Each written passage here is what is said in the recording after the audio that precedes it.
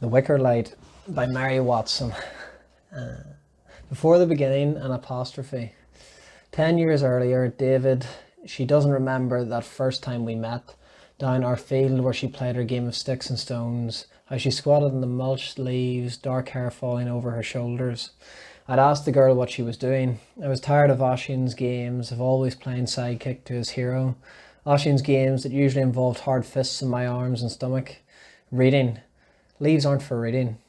I heard Dad in the mocking tone of my voice, the way Dad spoke when he wasn't sure of something, when he knew he might be wrong. I read them. She moved one of the leaves from a cracked twig as if this made everything clearer.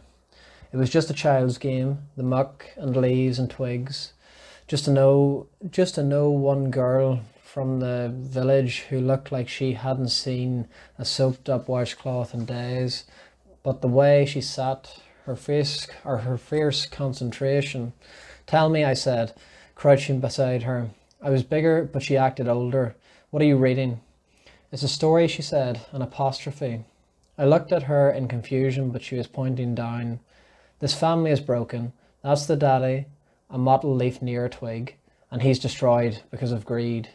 And the mammy? Against my will, I was drawn in. The sticks seemed to take on form, shadow figures planted in the earth.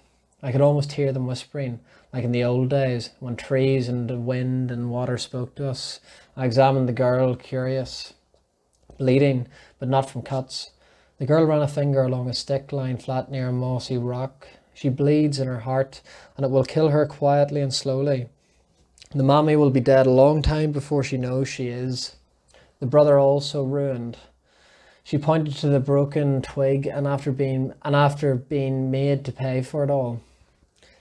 And this one, I touched the only stick standing, planted in the earth. That's the one who caused it all.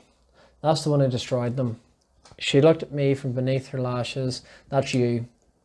I recoiled from the girl. She brushed hair from her eyes, streaking more muck in her face. Just a game. But for a second it wasn't mulch on the lake shoreline and I floundered. It was more like a law where each item had real power. But this child wasn't one of us. She wasn't judge. She couldn't know the power of words or how to form a law. I kicked at the leaves and sticks and then I stepped on them to be sure. A twig cracked beneath my shoe. Wait, she said. I turned scrabbling away. I haven't told you how it all turns out. But she said she had ruin and destruction, all my fault. As I ran, I could hear Dad's laughter echoing through my head. Running along the lake, I imagined the silent stares of Mamo and Oisin, observing my weakness, afraid of a little girl. I was out of breath when I crashed through the trees between the shoreline and the rookery.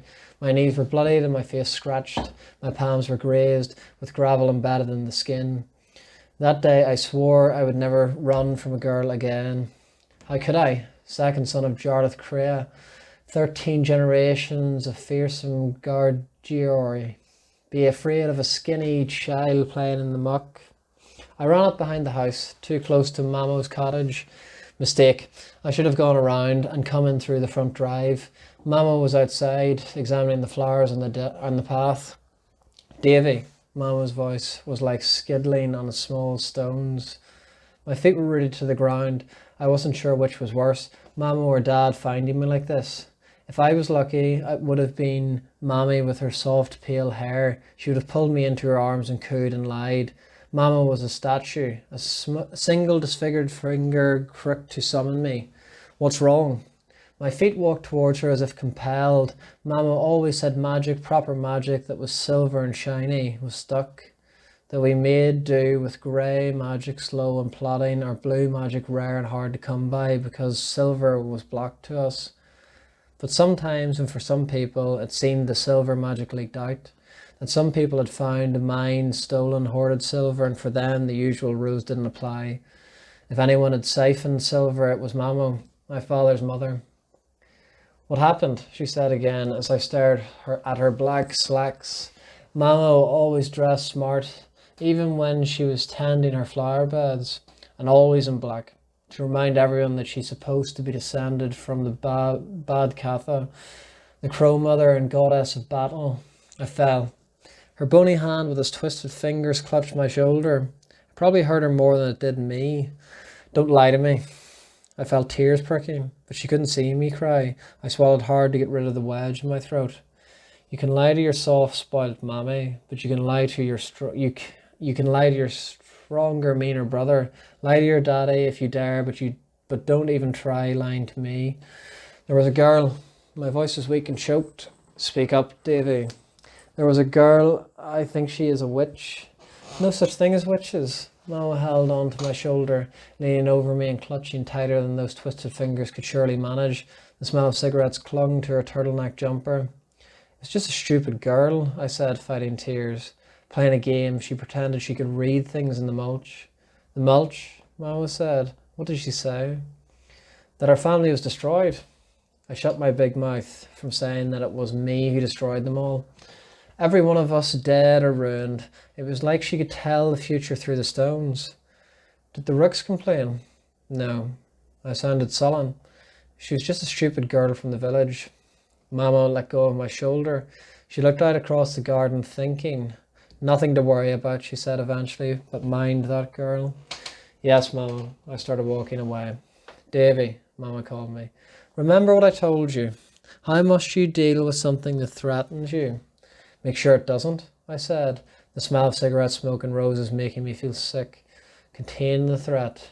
What else? Always turn the threat back on itself. That's right. Be sure that you're the threat, Davy, never the prey. But how? I wanted to ask her.